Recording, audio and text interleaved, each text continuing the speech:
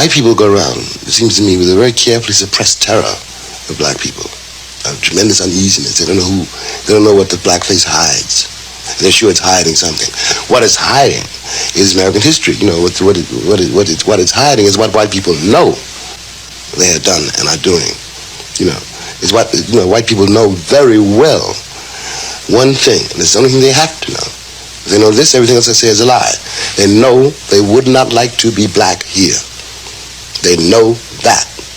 Now they know that, and they're telling me lies. They're telling me and my children nothing but lies.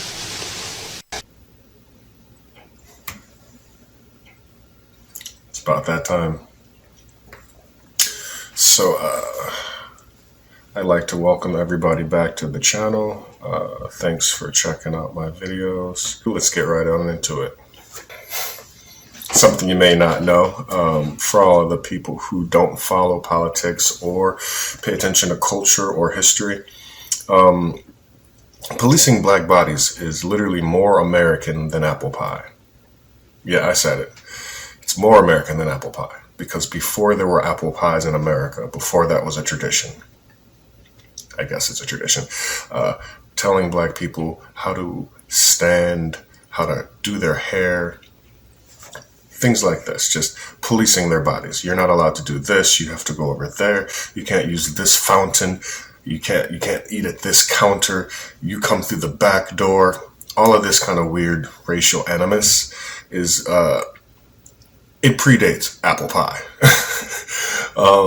I guess if you made it past that initial statement, let's see if you make it to the end of this segment. Yeah, so this sentiment is, it's not historical. It is history, but it's not necessarily in the past.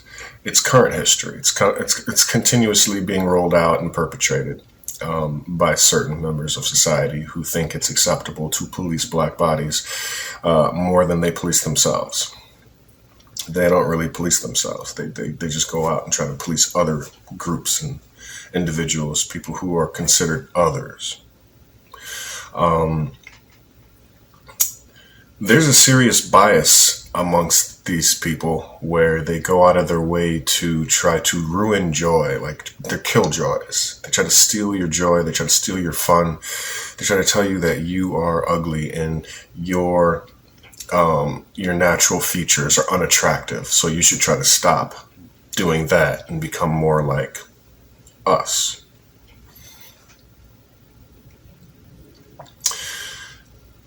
For whatever reason, natural black hair hurts their id, their ego, their super ego, whatever we're going to call it. It hurts them. It offends them. It's offensive. It's a visceral reaction that comes from deep inside of their little black hearts. It hurts them. And then they go out of their way to try to stop you from looking the way you do, which is sick. It's a sickness. There's something wrong there with that ideology, with that thought process. There's something severely wrong with it. And in my opinion, it needs to stop. It should have gone the way of the dodo bird.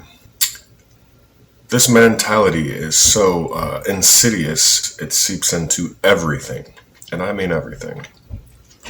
From the utilization of structural power to policing our bodies, to the classrooms with the teachers who are policing our bodies, to the school resource officers who are also policing our bodies, to the principals, to expulsion, to judges and lawyers and laws being written so that these people can continue to utilize this structural power to subject other people to their wills.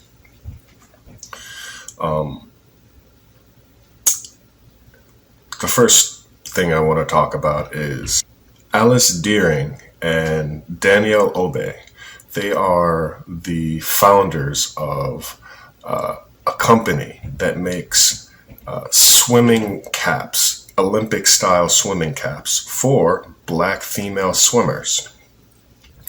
They came under some scrutiny, and there was a big story in the news. There's a big story about how their company was rejected from FINA, the Olympic International, what's it called? The International Swimming Federation. For whatever reason, it's called FINA. And they came out with this product that is for black people hair.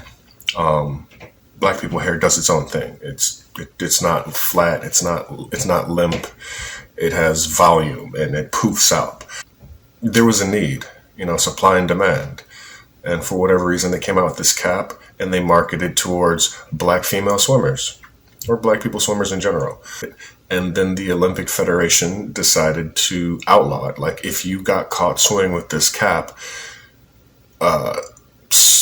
you were barred from swimming. Like, if you get caught swimming, if you switch the cap out, let's say you got a gold medal, they'll take your gold medal from you.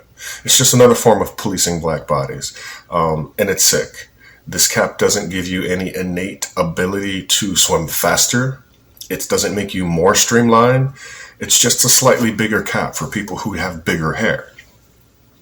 This outrages white folks sometimes. And these people are usually in positions of power. And they can stop you from doing things that are advantageous to you, things that are helpful for you, things that don't harm them, but give you like an even playing field. They don't want to see that. And about this story, all of this was taking place during 2020 at the Olympic Games in Japan. During the height of COVID, where these people were putting their lives and their health on the line to entertain the world. The people who were in charge of that organization decided, fuck you. We're going to outlaw this soul cap that does nothing other than protect your hair. And we don't want a black company profiting off, and for the most part, it was about money. We don't want a black company profiting off of a little piece of plastic that protects members of my community's hair. We don't want them profiting, and we're not going to allow it. There's a sickness that goes on. Like, if you break it down to level by level, something's wrong with these people. The next story that I want to cover, it happened December 19th in 2020. A lot of these things happened in 2020. There was not a pro wrestler, there was a high school wrestler, the name of, I think it was Andrew Johnson. He was out of New Jersey. I have it written down here somewhere, like Buena, New Jersey. Andrew Johnson is a young black male who had, they say locks. I don't want to call them dreadlocks, but he had locks in his hair. His hair was locked up. He's a black athlete, and he is at a wrestling competition where he was mopping the floor with everyone who came before to even get to that competition. Like, this is the finals. This is like game 6. Court gets on the mat, and he proceeds to start wrestling. They actually stop the game. They stopped the game. They stopped the wrestling match while he was in the middle of about to whoop this white guy's ass. And then the judges and the coaches called him over and said, hey, he needs to cut his hair. He didn't need to cut his hair. It doesn't affect his wrestling performance. It's not an enhancing drug. This is just their way of policing black bodies again. So they told him that if he wanted to continue competing, which he was about to mop the floor with this one white guy and show his supreme skill and dominance in the sport, he wanted to compete. So he allowed these people to cut his hair because he didn't want to be disqualified and sent home after all the hard work, sweat, and tears you put into it. He lost years of his life to get to that point in his life, and then they decided, hey, we're going to fuck with you a little bit. This is what we do. We're going to take something of yours away from you that isn't ours to take. And that includes dignity and respect, self-respect, and his hair. He'd probably been growing his hair out for, I don't know, a year or 2-3 years. Our hair doesn't grow fast. We're not part wolf. All right, like, I've been growing my hair out for a few years, and I still got a teeny weeny little afro hair. I don't got a big fro. So he had to give that up because they just wanted to put their thumb on him and tell him, you're still our boy. You got to do what we say and jump. If you don't jump, we'll take this championship away from you just before you get there. There's another one I remember out of North Carolina. I believe it was like a 4th grade, 5th grade girl. Her name was Nicole Piles. I think I'm pronouncing that right. She was at a softball game. She is another student athlete. She was enjoying a softball game. She has locks, another issue of people who hate our hair. Locks. They go after your hair for whatever reason. It's another way. It's just seeing our hair hurts their soul, which I want more hair so I can hurt all their souls a little bit more. That I'm doing right now. So Nicole, she was at a softball game, and she's been playing softball for a while. This isn't like the first game of the season. All of these things seem to happen like, see, you've been playing for a while, you're doing well, you're about to get some type of trophy, you're about to get some achievement status, and then they say, no, you're going to have to stop that and do this thing for me. Your natural beauty, get rid of it. So this girl's like in the 4th or 5th grade, maybe 6th grade, and she's playing softball. In the middle of the game, the umpire stopped the game and tell her she has to cut her hair. In the middle of the game, like not the first inning, second, just middle of the game. You've been out there at least once or twice, and you've been knocking those softballs into the middle field, and you're making it to second base, and you're about to try to steal, go to third. That's when they're like, let's stop this. Let's put a button in this. You got to stop it right now. So that happened in May 15th, 2021. This isn't 100 years ago. This isn't 50 years ago. This isn't my grandmother's dealing with this. This is our kids are dealing with this. This is children dealing with this. This is teenagers dealing with this. This is 24-year-olds dealing with this. This kind of thing is not going to stop because the people who keep perpetrating it aren't going to stop. We're not even having that conversation yet. Like, no one's in Congress telling white folks that you got to stop trying to police black people hair, black people's skin, black people lips, black people nose, black people eyes. You just stop it. Relax, calm down, sit your ass back in the back of the bus. Sit your ass back there and calm the fuck down. We're not even having that conversation. We're trying to get these same people to admit that high capacity magazines are bad to be sold to 20-year-olds. And weapons of war shouldn't be readily available for anyone who wants them whenever they want, because they don't know how to read the Constitution and they don't know what a well-regulated militia means. So this is another story out of Texas. And you can probably see where I'm going with this. There was a teenager, I think he was 16. His name was like Caden Bradford, I think. He was out of Texas, and what was happening to him, what I mentioned earlier, the teachers and the adjuncts and the principals and the resource officers, they all are simpatico. They all work together. They're all on a team. They all work together to make sure that the system that they're in, it's a well-oiled machine, and they want to keep all the parts oiled and everything squeaky, moving forward. So that's just their relationship. So Caden Bradford, he was 16, and the school kept giving him suspensions for wearing his hair in locks. They literally were suspending this 16-year-old. He would show up in school just natural, with his hair just locked. And he'd be there with his books and his pads of paper, his pens, and he's ready to learn from this institution of racism that doesn't teach you about yourself or your people. He's ready to learn their teachings. He's there to learn their teachings because, I don't want to get on that. So he's ready to learn, and they start giving him suspensions. Like, he's not there causing fights, and he's probably getting picked on by half of the white children there. They're all calling him like monkey butt and talking about his sister and his cousins got ghetto booties, which is a thing they've been doing since I was in 4th grade.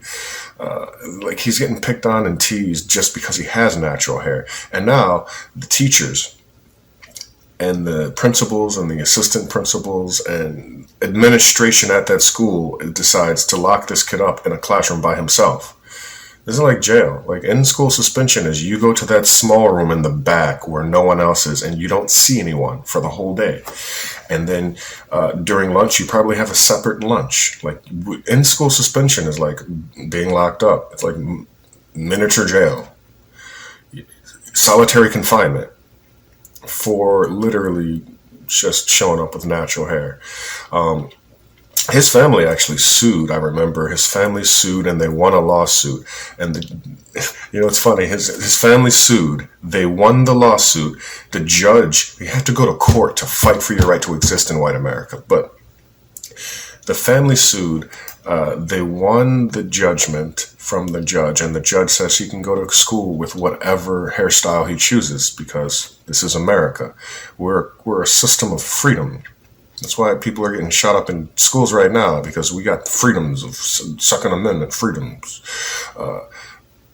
So the judge had to rule against these racist white folks. The judge was white, but he was like, he's a numbers and by the book type of guy. He has to go by what the letter of the law says. So he had to rule in this kid's favor. And here's what the school board did. They tried to appeal that judgment. They said, we understand you're a judge. You're above us. You're above us. You are the guy who dictates the law, the lay of the land, the law of the land. You dictate this. And you've already said that what we were doing was unjust. But we don't like your decision. So we're going to go appeal it and go to another appellate court. We're going to go one step above you. We're going to try to get another judge to overrule your judgment because we really, really, really like locking little black kids up and putting them in a separate classroom. We like this. And we don't want to stop just because you said so.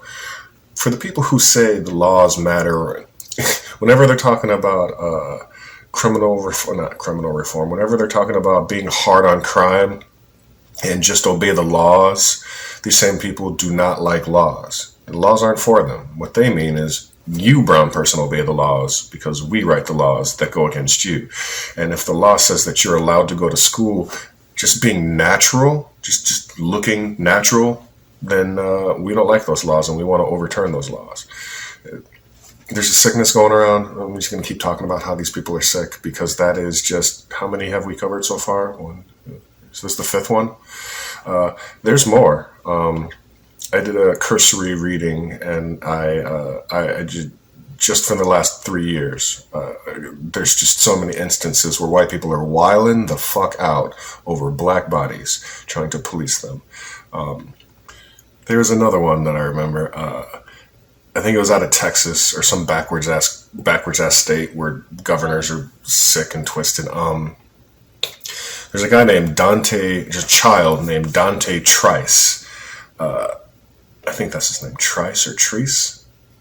Dante Trice. This is back in 2020. I think it was in 2021 in Texas. This kid has a fresh fade. Like he got his hair, he got nice low hair for the respectable haircut, for the respectable hair. Got the low hair. He has a fresh fade. And because he goes to a black barber, they do a little extra design in his hair.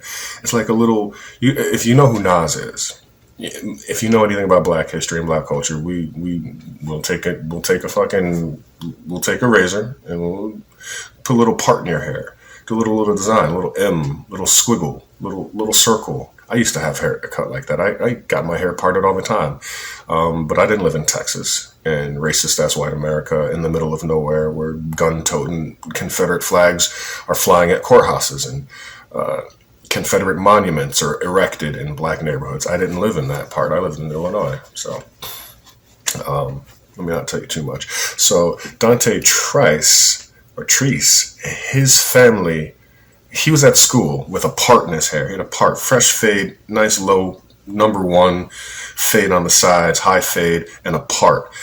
He went to school in Texas, and the administrators at school, because it's a systemic system.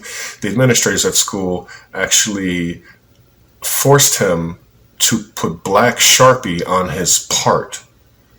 Like he had like a little design, it was like a little circle squiggle thingy, and they grabbed a Sharpie marker and they penciled in black so that you couldn't see the design. Policing black bodies. Now this is all across America, but it's been going on for many years.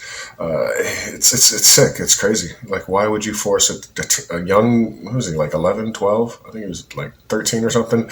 He had to Sharpie in his part And if it's like jail, if you let the guy take your cornbread on day one, he's taking your cornbread every day. So he didn't just have to Sharpie in his part one time; he had to Sharpie it in several times. Also, Sharpie is not meant to go on human skin; it's toxic. You can smell how toxic it is once you open the Sharpie pen. You're not supposed to. It's not meant to go on your skin. And Sharpie is supposedly permanent. How many times has he got to wash his hair to get the when he Sharpies it in for school, or when the teacher Sharpie? How many times he got to wash his hair at home to get that shit off his skin? And then when he goes back to school, he got to Sharpie it again. His family filed a lawsuit. I don't remember how that lawsuit went. I think they lost that lawsuit. The judge probably said something like, that's just Sharpie. And you shouldn't have that hairstyle. But it's not like, here's the thing, it's not like it was like gang related. Gangs don't affiliate themselves by way of parts in their fresh fade. It's like usually colors and blocks they don't own, and colors they get from the store. But they decide on like colors and stuff, like and tattoos and stuff. It's not parting your hair to one side, and then like it's not gang related. Fucking my hair up right now. But yeah, Dante Trice's family had to file a lawsuit to the school board because it's all systemic. It's nonstop. These people won't stop. They haven't stopped. They've had hundreds of years to try to change. This isn't 50 years ago again. This is like a year and a half ago. This is nonstop, and it's happening right now. If you think it's not happening right now, that's because you're not hearing about it in the news. And you're not hearing about it in the news because they don't care about this. There's too many bigger things going on. People are getting shot up at the movie theater. Schools and teachers are getting blasted, their heads blasted off. And then Donald Trump and all this other stuff. So they're not going to cover that. This is literally happening right now. There's kids right now being oppressed by evil white people. And they're not talking about it. Let me write it down. It's a kid named out of Texas again. Because, the biggest state. It's just they're awesome. So, Lone Star State over there. DeAndre Arnold, I think his name is DeAndre Arnold. He was a teenager who had miraculously survived living in Texas for 18 years and not been shot or stabbed or put in jail. That's a thing. I know people don't know that. That's a fucking thing. Being able to say you made it to 18 and you're going off to college, that's a thing for black people, and especially in Texas. So here's the thing about that. DeAndre Arnold, I think his name is DeAndre Arnold. He lived in Texas. He went to like Bellevue, some school called Bellevue in the heart of Texas, and he had locks as well. He had made it throughout the whole experience. He made it throughout the whole year, and when he was going to graduate, when he wanted to walk across the stage, the school administrators told him, "You can't walk across the stage with your hair like that." He had locks. They weren't like Lil Wayne locks. I might add a picture of Lil Wayne looking like a crazy chimpanzee in this. They're just regular locks, and they were well maintained. Now, here's the thing. This guy said his father is from Trinidad, and they're not American. He's born in America, but he doesn't eat American food, doesn't think American thoughts. He's got a Trinidadian daddy and mama, and his Trinidadian daddy and mom and his brothers, they all have their hair in a specific way, and they all pray differently. Like, they're not praying to white Jesus, and they're not eating apple pies and cheeseburgers. He's coming home from school, and the stereotypical immigrant household, how you think, like, you come home, if you've had an immigrant friend, like, if you have an Indian guy, you go to his house. You open the door, smells like India. There's curries and spices. You get a Trinidadian guy. It smells like home for them, in their home. So his family is different, and they all have locks. And they told this kid that you're not allowed to walk on stage unless you cut your hair. And the gall to say that to somebody, like, you've made it to 18 in this country. where we are who we are to people like you. And you've made it to 18, you've passed all your classes, you're not taking summer school, you're walking across, you're smart enough to take our lessons, our teachings, our history that we give you of you, and you're going to pass our classes, and then when you go to receive your diploma and walk across the stage, we're going to rob that from you. We're going to take that from you unless you cut your hair, and we don't like your hair. We don't want you to be 18 with a diploma walking around looking like how you want. We want you to look like how we want you to look. These motherfuckers are sick. Like, every story I remember, or every story I've written down that I remember. There's a story in Texas again. I like Texas. I'm going to keep talking about Texas. In 2019, I think. 2020 or 2019. There's this like little kid. I think they said he was 4 years old. He's 4 years old going to like kindergarten, not even preschool. I don't know which one comes first. I don't have kids. He's going to he's 4 years old. And he's got like long flowy like hair, like long flowy hair, kind of like Afro-Latino hair. I don't know if he's Afro-Latino. Just I saw a picture of him and that's the first thing that came to my head. He had long hair, and the school he was going to in Texas told him his hair's not right. Now, his hair doesn't go up. It's not like poofy like mine. His hair goes down, like how they're supposed. They like that style. They coined that as the acceptable Negro style. And then they told the mother that he has to braid his hair for whatever reason, because his hair's too long. You got to braid the hair.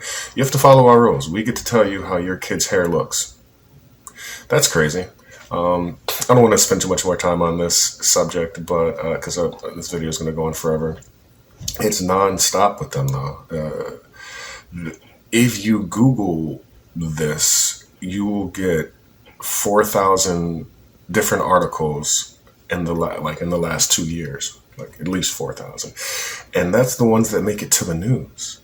Like,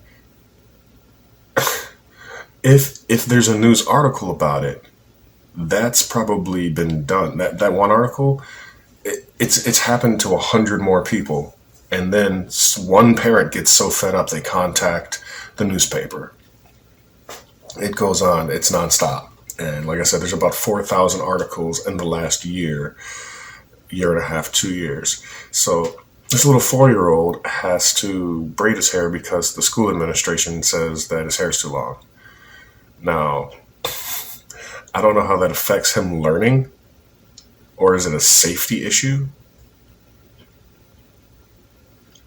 And he's 4. What's he learning? The kids are literally putting blocks on top of each other and watching TV and having sippy juice. Like they're not, it's 4-year-old. We're not talking about, and even we were talking about like a high schooler. How does his longer hair affect his learning ability? And that little boy's name, I think it was Michael Tremble. Now there's another story I remember hearing about.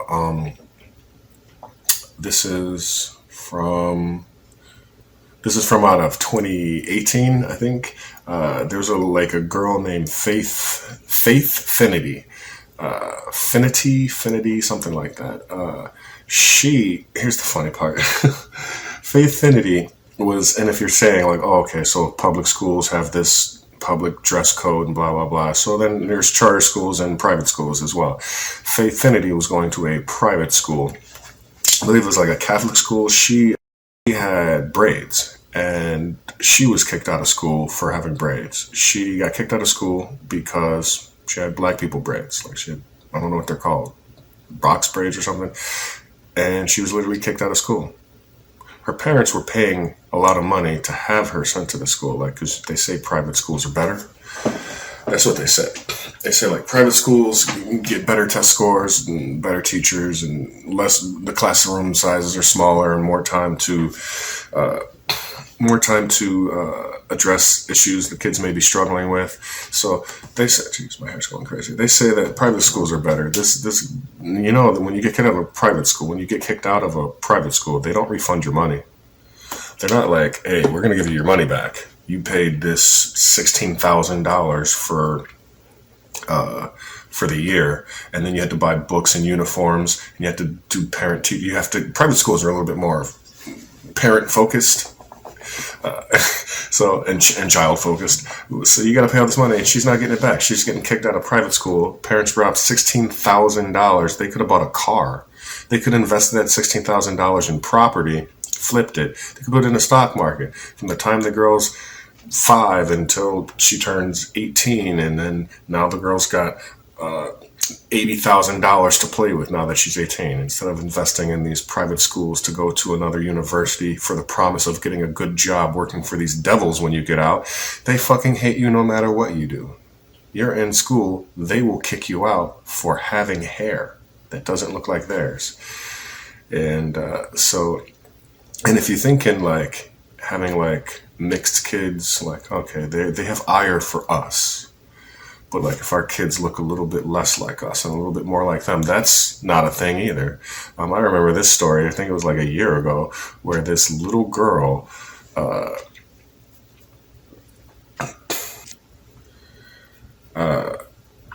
this little girl, she looks like a little white girl. They say she's mixed. I can't tell. Maybe she is, and parents say she's mixed. The story says she's mixed. She has curly hair, so I guess she's mixed. Not that matters. The point of the story is, like, if you think that, like, you know, I used to read a lot. You can kill racism by, like, having mixed babies. Because the sentiment there is white people will never change. Racism will never go away. And the only way to make racism go away is to make my skin tone lighter. Make my offspring skin tone lighter. That's a sentiment that I don't necessarily agree with, and I also think it's silly. It doesn't address the root cause. It doesn't address any cause. And then you're not making racism go away. You're making your people go away. You're dissipating your like. So the sentiment there, like, to get rid of racism, get rid of black people, like. Full black people. And then also that doesn't address the fact that they invented the one drop rule. Like if, this is already 30 minutes. Let me stop. The one drop rule. Go ahead and Google that shit. So this little girl, her name was Journey Hoffman or Hoffermeyer or something like this. She was in school. She's like 6 years old. She's like 4 years. She looks like a little tot. She had curly hair. Big curly hair, and she went to school, and the story was that the teacher cut her hair, and he did a horrible job, like not a good job, because they don't know how to cut black people hair. So you don't, as you're a black person, you don't go to a white barber. You're not doing that unless you don't care about how your hair looks. So this white teacher, who's also not a licensed professional beautician, stylist, or barber, just took some scissors to her hair, and it made like a bald spot in the front, and like just cut off the rest of her hair. She had big golden locks, like curly locks. She had like RNA, DNA style locks.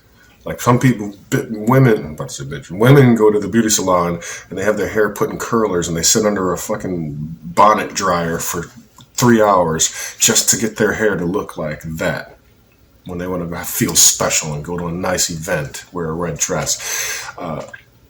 So they cut her hair. The teacher cut her hair, and it wasn't the first time. The little girl went home, and she told her daddy, who's black, I'm assuming, that the teacher cut her hair. And the dad told the mom, because the dad's not going to go to jail for fucking somebody up, told the mom to tell the school, don't let anyone put scissors on my daughter's head. And then... within a week, the teacher cut her hair again, but then the teacher had like a student claim to do it. There's some convoluted bullshit with this story. So the parents took photos of their daughter's hair, and it just looks horrible. It looks like somebody was trying to fuck her up. Like, women associate beauty a lot with hair. They tie a lot of emotional value into their hair. And the way they cut her hair, it's as if they were saying, I want you to look at yourself and feel hideous. That's how I take it. It's just sickness. That's what they did to this little girl who like looks white. Like talking about getting rid of racism by getting rid, mixing with non-black people and making yourself and your next generations further in perpetuity lighter, lighter until there's no dark. That's not going to get rid of that mentality that it's okay to assault your child and cut their hair in a manner that is unbefitting and just ugly. And that teacher never got fired. When lawsuits are brought against things like this, like all of the teachers who were doing this, all of these instances where the school was facilitating this inward and outward racism towards people who look like me, no one got fired. No one lost their job. No one lost their pension. They were essentially told by the courts, this is okay and acceptable to do. Like even in the one case where the judge decided this is unacceptable, the team in Texas, the team can go out and wear whatever hairstyle. That teen had already been suspended from school for like the last quarter of the previous year. He went the whole summer. He had to take summer classes outside of school, like an ombudsman, so that he could keep up when he goes back to school. And they had to fight that. They had to pay money. They didn't win. When you win a court battle like this, it's not like you see on TV where you win your case and Judge Hatchett awards you your court fees, your filing fees, all the time off work.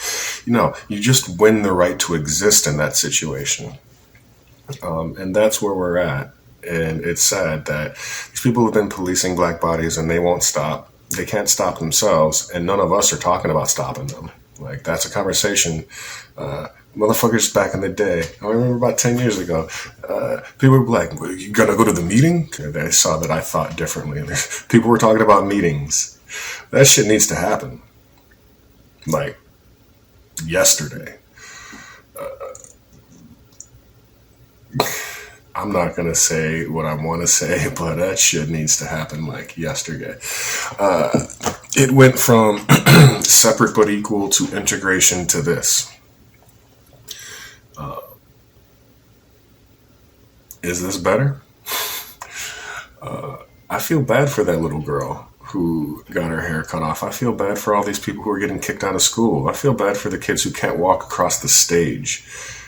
I feel bad for the girl whose parents paid $16,000 to send her to a private school, and she gets kicked out of private school because she has braids. Like the average American black teen would have braids. Like, that's a thing.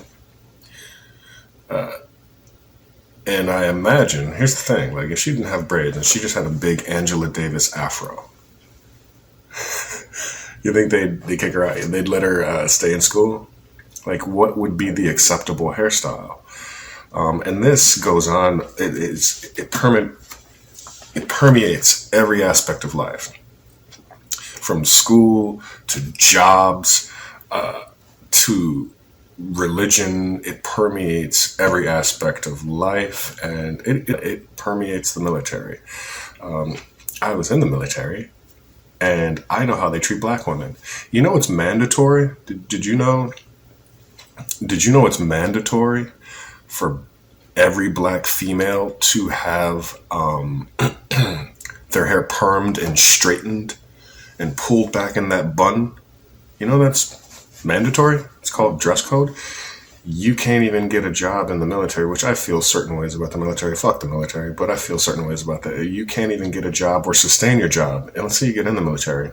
You have short hair. You've shaved your hair off. Your hair's short. After about a year or two, your hair grows faster. You're a female, and you take care of your shit more than I do. Now you got a poof. You got a afro. Now your commanders are looking at you like you have to mandatorily fix that shit, police that hair. It has to be straight back. You got to slather that shit on your scalp and burn yourself and destroy your hair follicles to get this unnaturally obtained look for the aesthetic of people who don't even like you. Even when you have that look, they don't like you. It's nothing that you can do to make them like you. They don't like you. And their great-grandparents didn't like you. And their great-great-grandparents didn't like your great-great-grandparents like this. And then their great-great-grandchildren are not going to like you. This is 2022. This ain't 1648. This ain't 1729. This ain't 1828. This ain't 1930. This ain't 1960. This ain't 1950. We're talking like hundreds of years. I guess it's better just to shut up and not pay attention, because if you start paying attention, you can't stop.